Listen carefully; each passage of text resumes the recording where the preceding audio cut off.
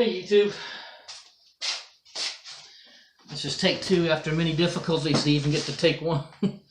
My phone was telling me this is the first day of the pagan year, but my phone was telling me it was December 25th, and then it wouldn't record, and all kinds of problems. More problems than Little Orphan Annie. So this portion is called Va'era, which means and I appeared, and that is in Exodus 6:3. And the verse is, and I appeared unto Abraham, unto Isaac, and unto Jacob by the name of God Almighty, but by my name Jehovah was I not known to them. And I'm just reading the King James words. I understand the names and stuff. But the Parsha covers Exodus 6:2 through 9:35. And as an overview, Yahweh reiterates his covenant with Israel.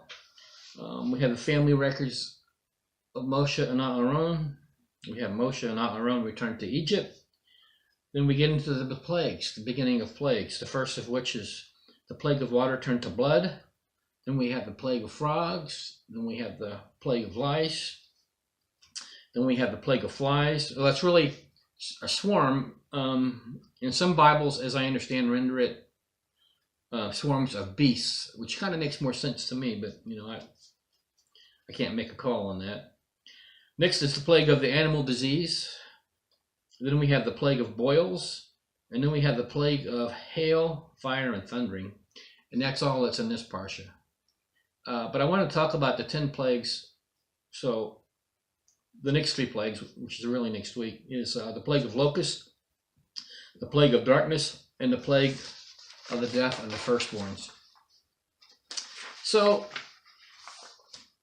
I think most of you know, but maybe not all. I never learned this in the church because they probably didn't know it. But Jeremiah 16:14 and 15, I'll read that.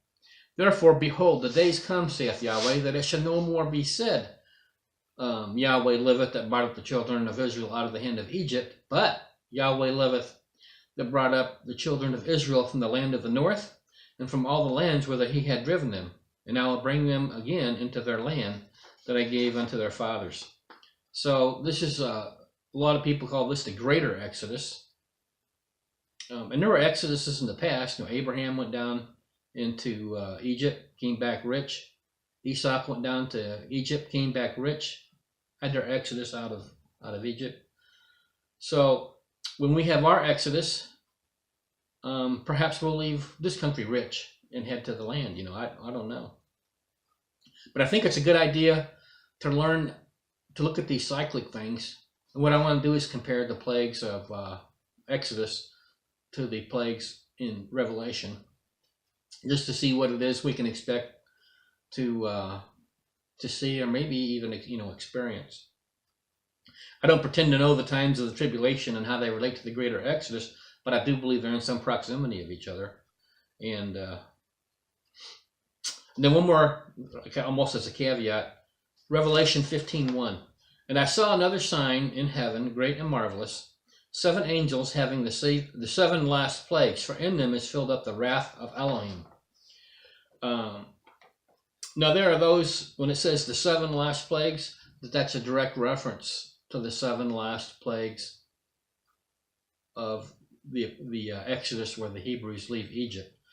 And it's 7 because the last 7 didn't apply to the Hebrews. The Father put a wall there and cut it off.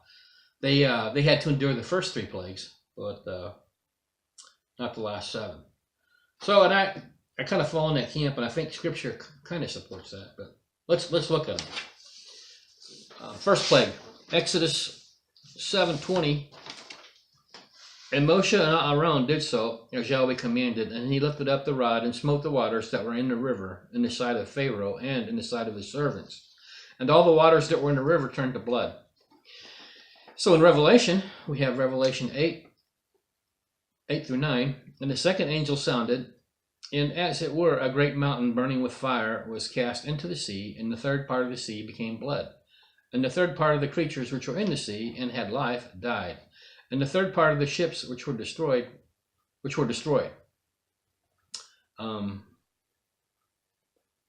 These have then Revelation 11 6. These have power to shut heaven, that it rain not in the days of their prophecy, and have power over waters to turn them to blood, and to smite the earth with all plagues as often as they will. That's talking about the two witnesses.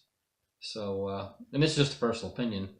I think Moshe had a lot of experience with that. I'm thinking he might be one of the final two, but time will tell. And also for the blood, we have in Revelation 16, 3 through 6. And the second angel poured out his vial upon the sea, and it became as the blood of a dead man, and every living soul died in the sea. And the third angel poured out his vial upon the rivers and fountains of waters, and they became blood. And I heard the angel of the waters say, Thou art righteous, O Yahweh, which art and wast and shalt be, because thou hast judged us. For they have shed the blood of saints and prophets, and thou hast given them blood to drink, for they are worthy. Second plague, Exodus 8:6. And Aaron stretched out his hand over the waters of Egypt, and the frogs came up and covered the land of Egypt. Revelation 16, 13, and 14.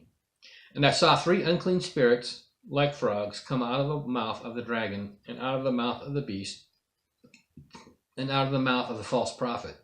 For they are the spirits of devils working miracles, which go forth unto the kings of the earth and of the whole world, to gather them to the battle of that great day of Elohim Almighty. Excuse me. So these last, the ones in Revelation are spiritual frogs, but perhaps there's some connection to the physical frogs of Exodus. Third plague, Exodus 8:17. And they did so, for Aaron stretched out his hand with his rod, and smote the dust of the earth, and it became lice in man, and in beast. All the dust of the land became lice throughout all the land of Egypt. And I couldn't find a similar instance in Revelation. Fourth plague, Exodus 8:21. Else if thou wilt not let my people go, behold, I will send swarms of flies upon thee, and upon thy servants, and upon thy people, and into thy houses, and the houses of the Egyptians shall be full of swarms of flies, and also the ground whereon they are. And that's King James Version. But as I stated earlier, some Bible versions render that swarms of beasts, which, in that context, we have Revelation 6:8. And I looked, and behold, a pale horse, and his name that sat on him was Death, and hell followed with him, and power was given unto them over the fourth part of the earth, to kill, with sword, and with hunger, and with death, and with the beasts of the earth.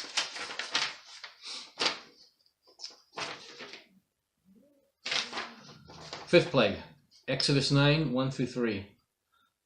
Then Yahweh said unto Moshe, Go in unto Pharaoh, and tell him, Thus saith Adonai of the Hebrews, Let my people go, that they may serve me. For if thou refuse to let them go, and will hold them still, behold, the land of Yahweh is upon thy cattle, which is in the field, upon the horses, upon the asses, upon the camels, upon the oxen, and upon the sheep. There shall be a grievous murrain. A murrain is a plague, so I couldn't find any plagues or murrain peculiar to animals. There is the deal about the fish in the water, but that might be a stretch. So let's go on to the sixth plague. Exodus 9:10. And they took ashes of the furnace and stood before Pharaoh and Moshe, and sprinkled it up towards heaven, and it became a boil, breaking forth with flames upon man and upon beast. And the first went, so then Revelation, we have Revelation 16:2. And the first went and poured out his vial upon the earth, and there fell a noisome and grievous sore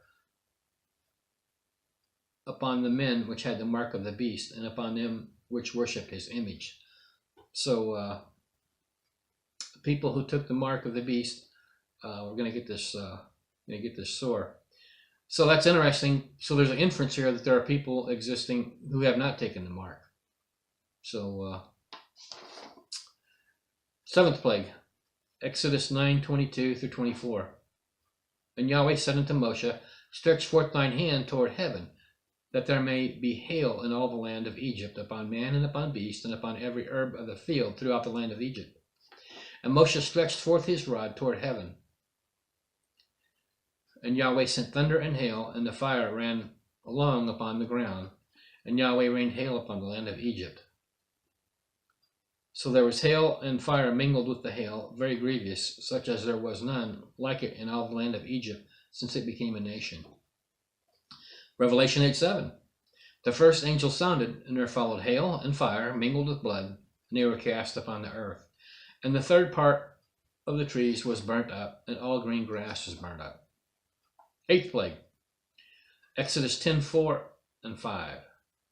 Else, if thou refuse to let my people go, behold, tomorrow I will bring the locust into thy coast, and they shall cover the face of the earth, that one cannot be able to see the earth, and they shall eat the residue of that which is escaped, which remaineth unto you from the hail, and shall eat every tree which groweth for you out of the field.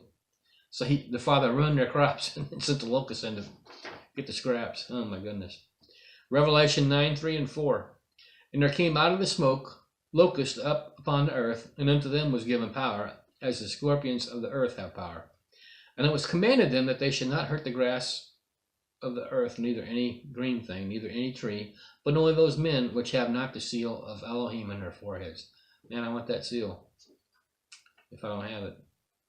And it's interesting about, and there came out of the smoke locusts upon the earth, and unto them was given power, as the scorpions of the earth have power.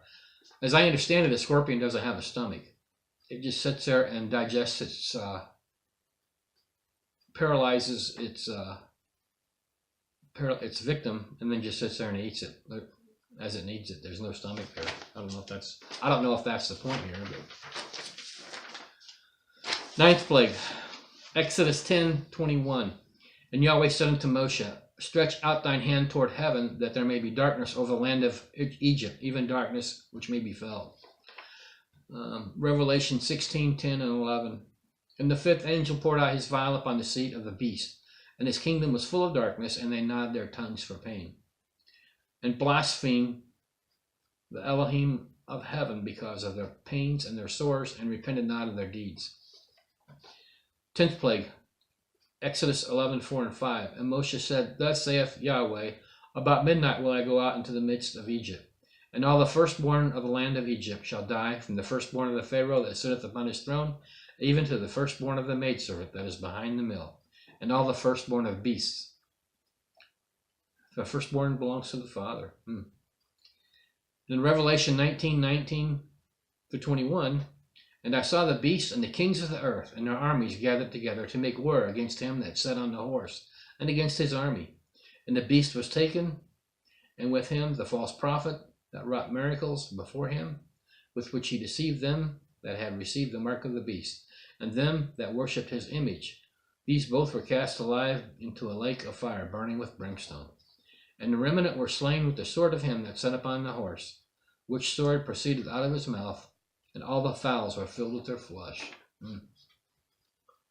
So, just as a conclusion, I think we should be looking at the beginning and comparing it to the end, and maybe any cycles that we can see between to have an idea of what to look for. We're supposed to be watchmen. So thanks for listening, and we'll talk to you next week.